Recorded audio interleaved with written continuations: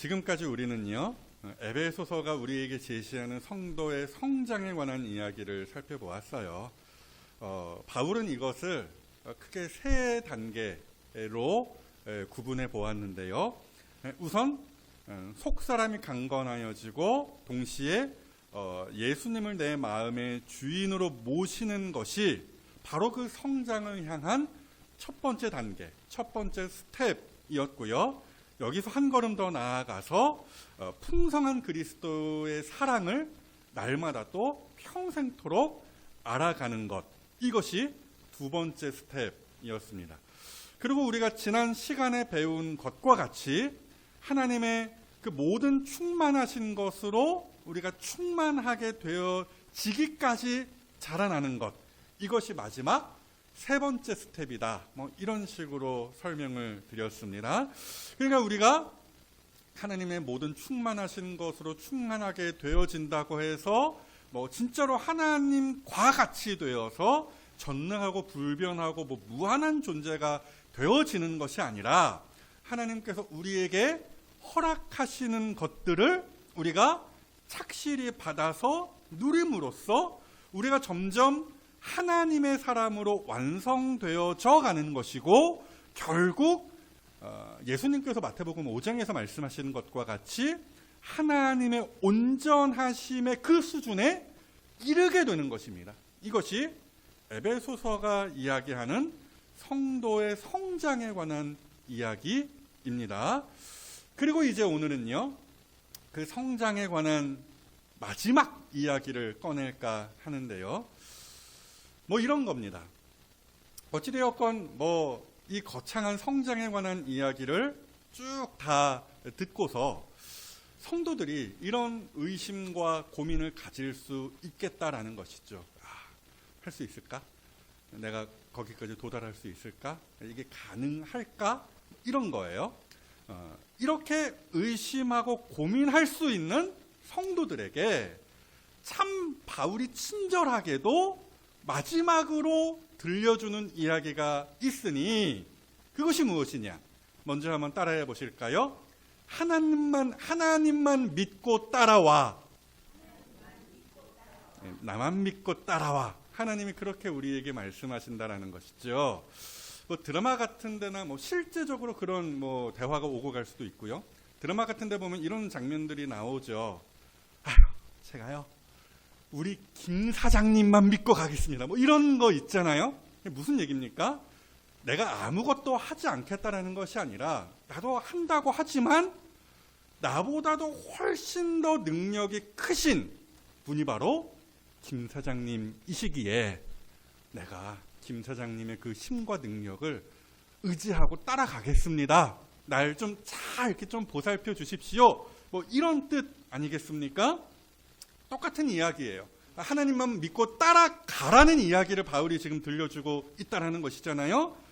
이렇게 우리가 연약하고 때로는 게으를지 모르지만 우리와 함께 하시는 하나님의 그 능력은 우리보다 훨씬 더 너무나 크시다. 그 이야기입니다. 바울이 그 이야기를 한다는 것이죠. 봐라, 하나님의 능력이 이만큼 어마어마하다. 그러니까 야, 성도들아, 너희들 괜한 걱정하지 마. 이런 이야기를 이 막판에 바울이 우리에게 들려주더라는 말씀입니다.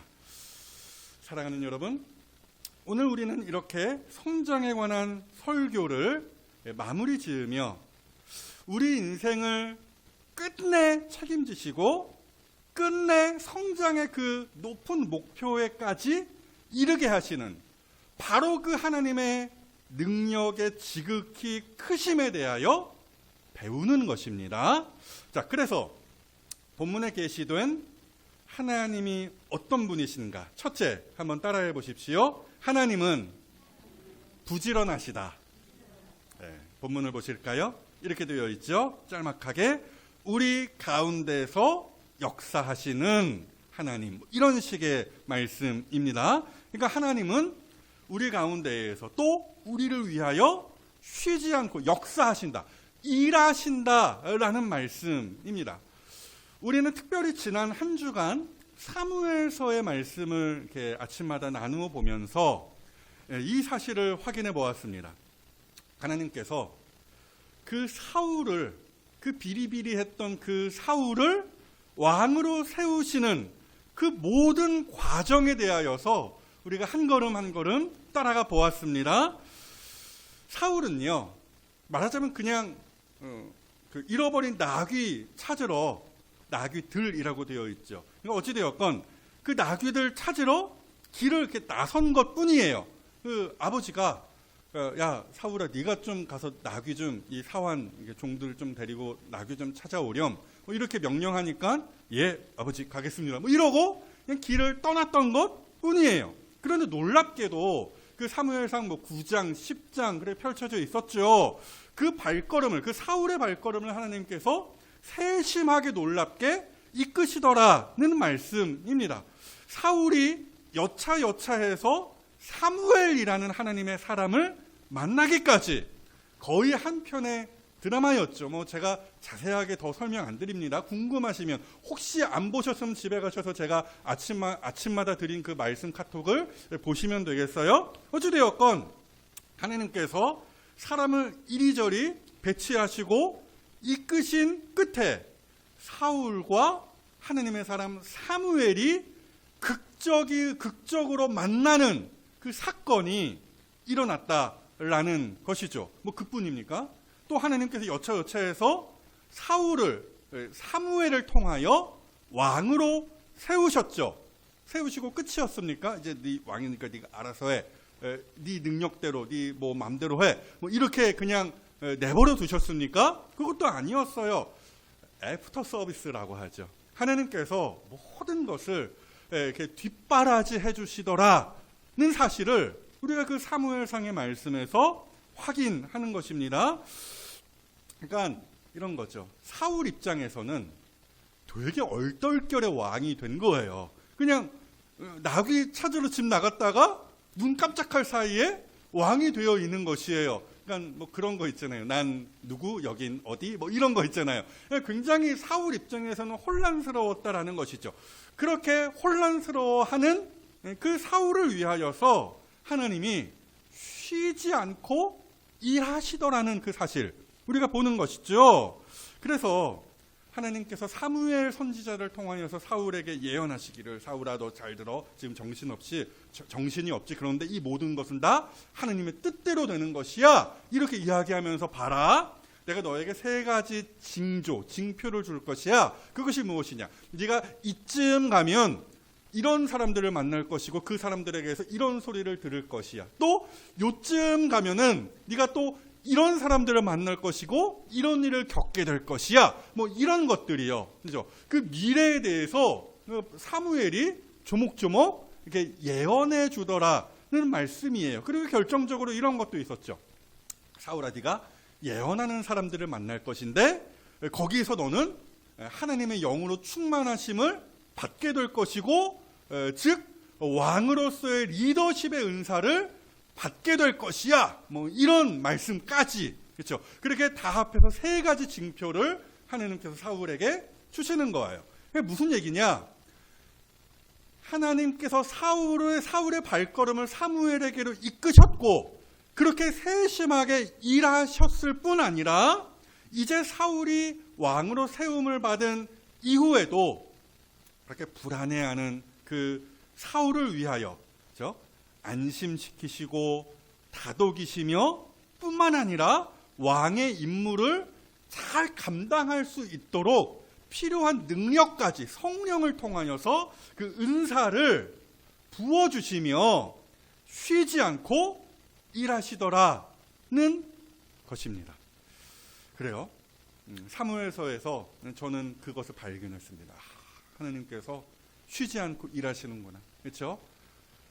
그 이야기예요. 똑같은 이치입니다. 바로 그 쉬지 않으시는 하나님께서 오늘도 여전히 부지런히 바로 우리 가운데에서 역사하신다, 일하신다라는 것이고요.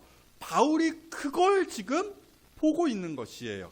비록 우리는 어리석고 미약하고 때로는 그 성장의 발걸음이 더딜지 모르지만 그럼에도 하나님께서 우리를 위하여 부지런히 역사하심으로 결국 우리가 저 높은 곳, 성장의 그 목표점에 이르게 될 것이다 라는 말씀입니다.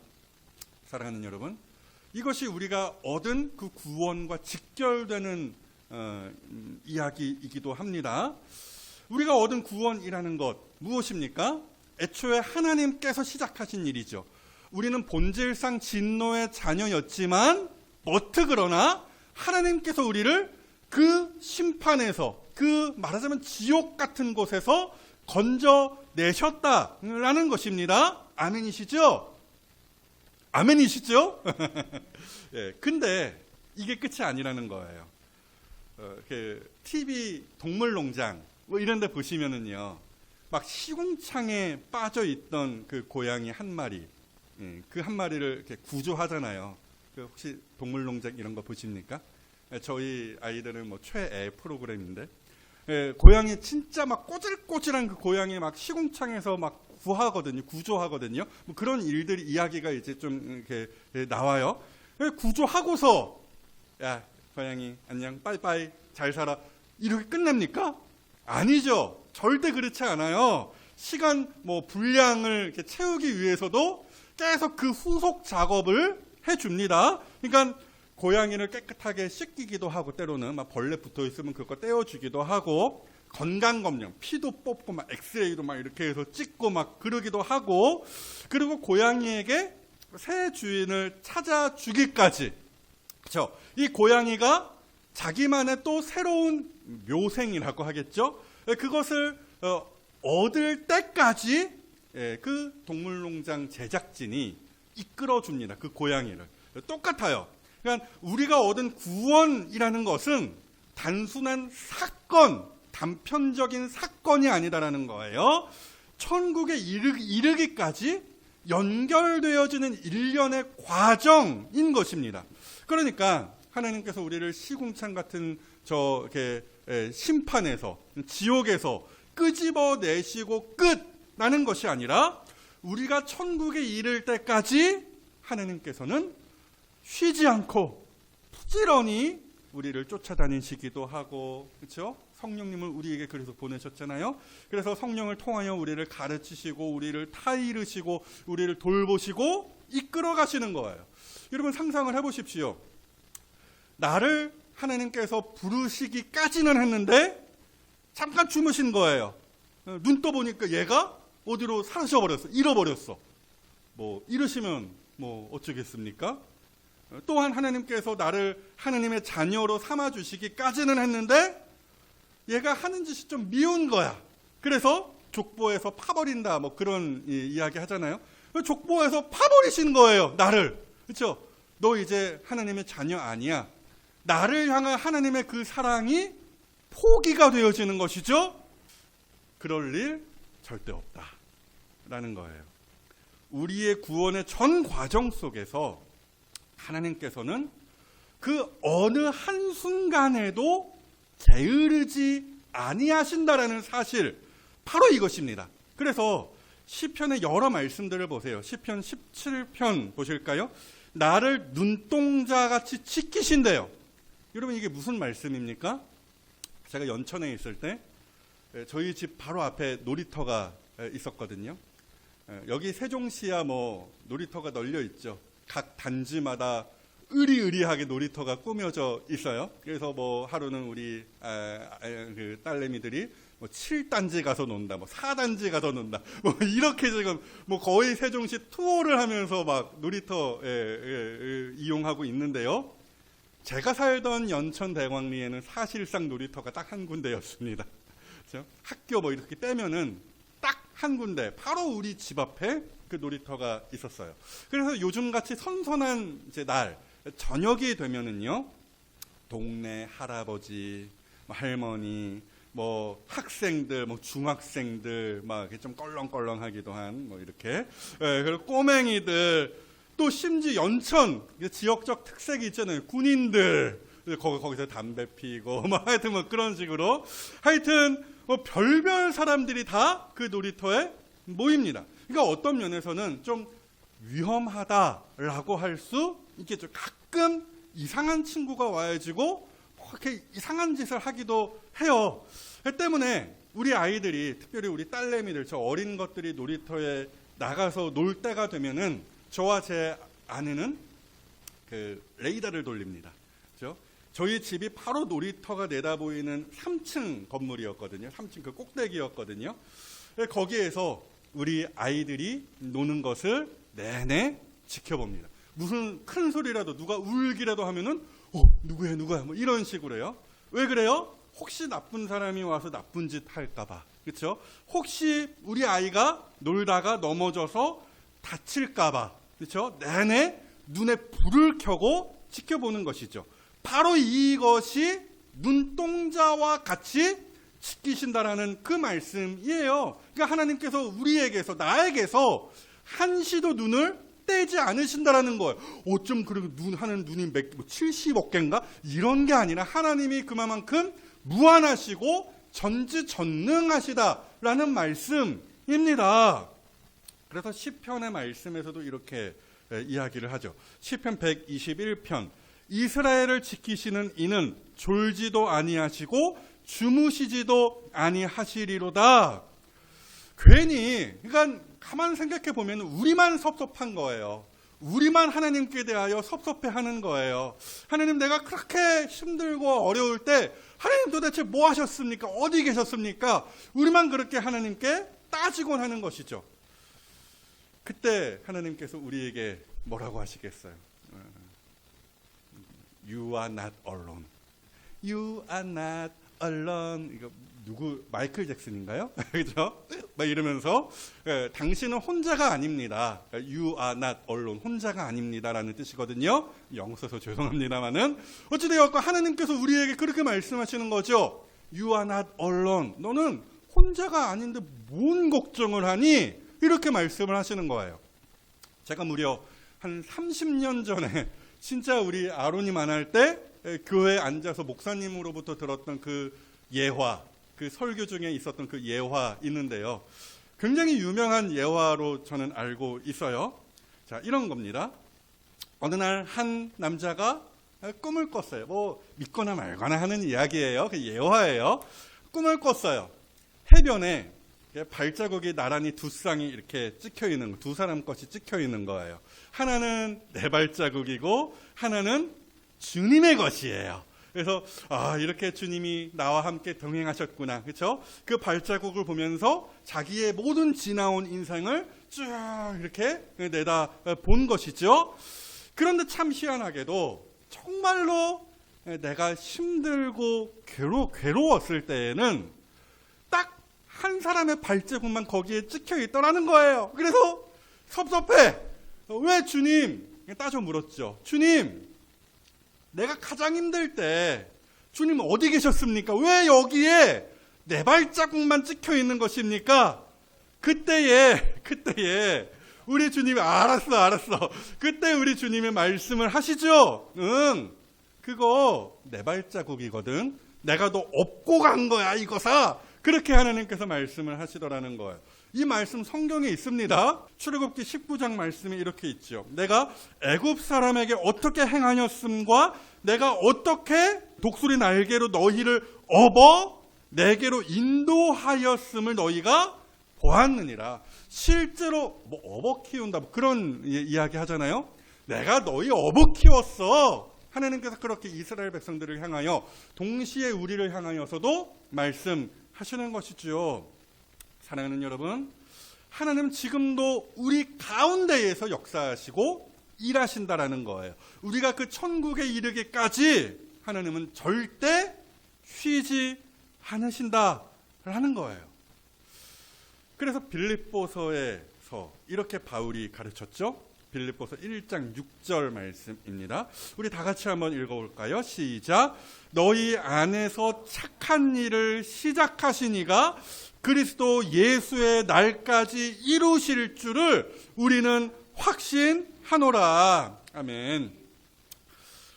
우리가 지난 몇 주간 성장에 관한 이야기들을 들었는데요. 어쩌면 나와 거리가 먼 이야기로 들으셨을지 모르겠어요. 당장 예수님을 내 마음의 주인으로 모시는 일부터 참 버거운 것인데 어느 세월에 언제 하나님의 모든 충만하신 것으로 충만하게 되어지는 데까지 나아갈까? 그렇게 자라갈 수 있을까? 내가 저 높은 지점에 이를 수 있을까? 괜스레 우리는 염려하고 걱정한다라는 거예요. 하지만 오늘 우리는요, 성경을 마저 이 에베소서 3장 그 짜투리에 있는 그 말씀을 마저 읽으면서 안심하는 것입니다. 왜요? 신실하신 하나님이 오늘 우리의 삶을 여전히 돌보시고 이끄시고 채우시며 일하고 계시기 때문인 것이죠. 그러므로 이토록 성실하신 하나님을 믿고 따르시기를 축복합니다. 그분이 나를 절대 포기하지 않으시고요, 내가 포기하도록, 스스로 나를 포기하도록 내버려 두시지도 않는다 라는 사실을 믿으시기를 축복합니다. 여기에서 한 걸음 더 나아가서 오늘 본문이 또 무슨 이야기를 하냐면, 둘째, 따라해 보십시오. 하나님의 능력은 상상 이상이다. 하나님께서 행하시는 일은 늘 우리의 상상의 범위를 넘어선다. 그 이야기, 그만큼 하나님의 능력은 어마어마하다. 그 이야기를 바울이 마저 합니다. 본문 20절 후반절을 보실까요? 우리가 구하거나 생각하는 모든 것에 더 넘치도록 능히 하실 이라고 하나님이 소개되어 있죠. 우리는 이 한 구절에서 그 하나님의 능력의 지극히 크심이 어떠한지를 배울 수 있습니다. 자, 그래서 보실까요?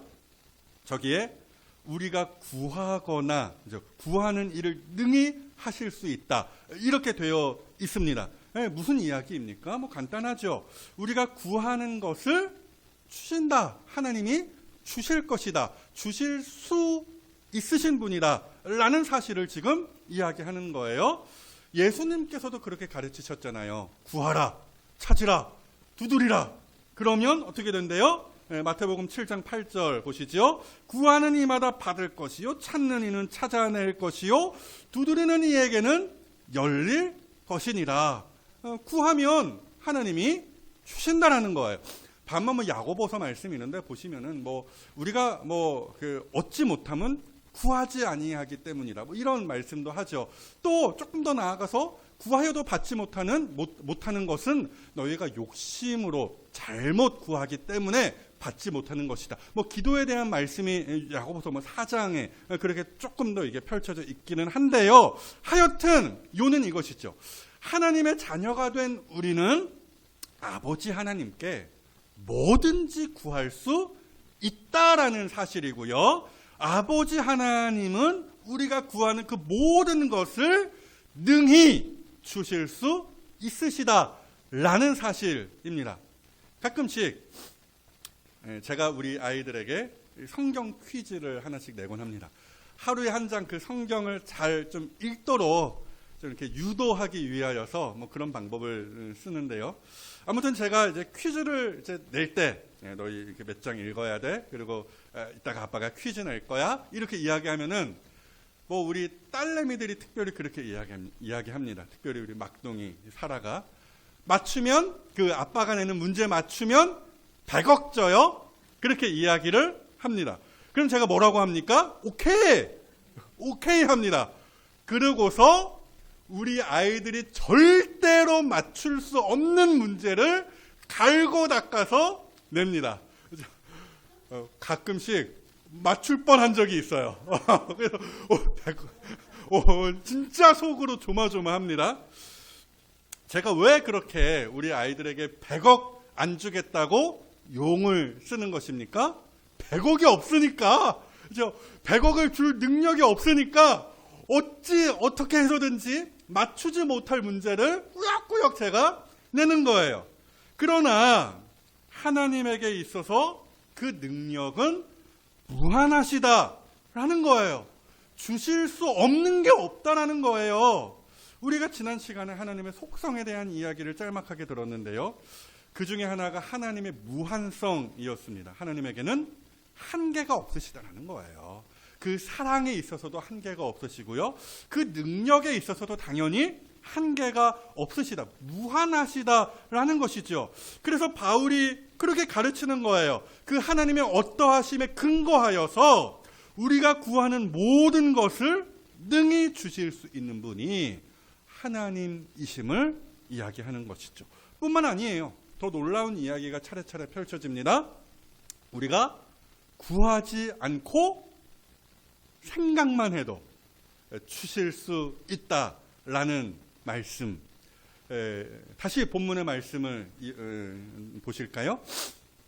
이렇게 되어 있죠. 우리가 구하거나 또 생각하는 모든 것에 더 넘치도록 능히 하실 이라고 되어 있는 것입니다. 옛날 그 듀엣 남자 가수 중에 도시의 아이들이라는 친구들이 있었어요. 눈빛만 봐도 알 수 있잖아. 텔레파시. 그렇죠? 기억하십니까? 뭐 그런 겁니까? 하나님이 뭐 우리에게 이렇게 텔레파시를 이렇게 거셔가지고 나는 너의 생각을 알고 있어. 뭐 이렇게 하신다라는 것입니까? 뭐 어찌 되었건 요는 이거예요. 하나님은 다 하신다라는 거죠. 시편 말씀을 보실까요? 139편 유명한 말씀이죠. 주께서 내가 앉고 일어섬을 아시고 멀리서도 나의 그 생각을 밝히 아시오며 라고 되어 있어요. 그러니까 말하지 않아도 알아. 이런 겁니다. 그러니까 우리가 생각만 하더라도 그 생각이, 그 나의 그 생각이 하나님 앞에서 선하고 또 하나님의 뜻에 합당한 것이라면 하나님께서는 그 생각만 읽고서도 이루어 주실 수, 그 생각을 이루어 주실 수 있다라는 그 말씀입니다. 그렇게 하나님의 능력은 대단하다라고 바울이 이야기하는 것입니다. 한 가지 더 있죠. 하나님은 어떤 분이시냐? 넘치도록 주시는 분이시다라는 사실 마저 보실 수 있어야 돼요. 본문 다시 보시죠. 우리가 구하거나 생각하는 모든 것에 더 넘치도록 능히 하실 이라고 되어 있죠. 더 넘치도록 무슨 이야기입니까? 한마디로 하나님은 우리의 상상을 초월하는 것을 계획하시고 또 이루어 가신다라는 이야기입니다. 그러니까 사람이 아무리 훌륭한 기도를 멋있게 하나님 앞에 만들어서 구하더라도 또 아무리 뭐 신박한 정말 누구보다도 뛰어난 탁월한 상상을 하나님 앞에서 해낸다 할지라도 거기에는 한계가 있다는 거예요. 우리 사라가 100억을 이야기할 수밖에 없는 이유가 뭡니까? 어디서 들었는지는 모르지만 자기가 들어본 가장 큰 액수가 100억이거든요. 1조, 가끔 조 단위로도 나갔던 것 같은데 그 이상을 생각하지 못하고 자기가 이야기할 수 있는 가장 큰 금액을 그때마다 이야기하는 것 아니겠습니까? 마찬가지예요. 아무리 어른이 되고 어떤 신앙의 성자가 된다 할지라도 생각할 수 있고 기도할 수 있는 것에는 한계가 있어요. 그러나 우리 안에서 역사하시는, 끊임없이 일하시는 그 하나님의 능력은 우리의 기도와 상상의 수준을 가뿐히 뛰어넘는다라는 말씀입니다. 아까 사울 이야기를 보았죠. 아니 사울이 나귀 찾으러 그냥 길을 나섰을 뿐이에요. 뭐 그렇게 일이 어떻게 진행될 줄 미래를 내다 보았겠습니까? 상상조차 하지 못했을 것이죠. 그럼에도 눈 떠보니 왕이 되어 있는 것이에요. 그러니까 뭘 해도 하나님께서 무엇을 하시더라도 상상 그 이상이라는 말씀입니다. 사랑하는 여러분, 이게 바로 오늘 바울이 우리에게 들려주는 그 하나님의 능력의 지극히 크심에 대한 이야기입니다. 하나님은 부지런하실 뿐만 아니라 능력에 있어서도 만렙이시다라는 거예요. 만렙, 게임 용어일 텐데요. 저도 자주 쓰는 표현은 아닌데 가장 적절할 것 같아서 제가 가지고 왔어요.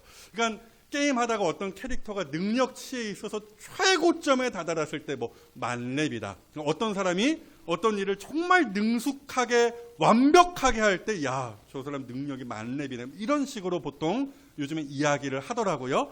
뭐 어찌되었건 하나님의 그 능력이 그만큼 어마어마하다라는 뜻을 제가 그렇게 표현해낸 것이에요.